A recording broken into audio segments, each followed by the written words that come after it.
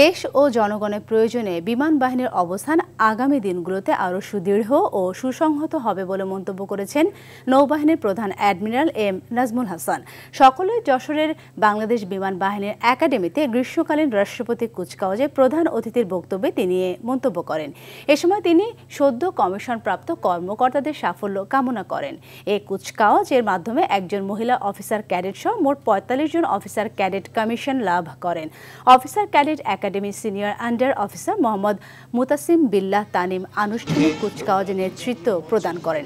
কুচকাওয়াজ শেষে বিমান বাহিনী একাডেমির বিভিন্ন প্রকার বিমানের মনোজ্ঞ ফ্লাইপাস্ট, আকর্ষণীয় অ্যারোবেটিক ডিসপ্লে এবং বিমান বাহিনীর চৌকস প্যারাট্রুপারদের হেলিকপ্টার হতে দৃষ্টিনন্দন প্যারা জাম্পিং অনুষ্ঠিত হয়।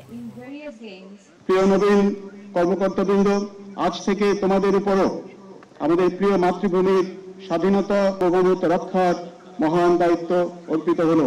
ব্যক্তিগত অর্জনের চেয়ে বিমান বাহিনী ও দেশ যেন তোমাদের চিন্তা চেতনায় সবসময় প্রাধান্য পায়, সেই প্রচেষ্টা সবসময় জারি রাখতে হবে।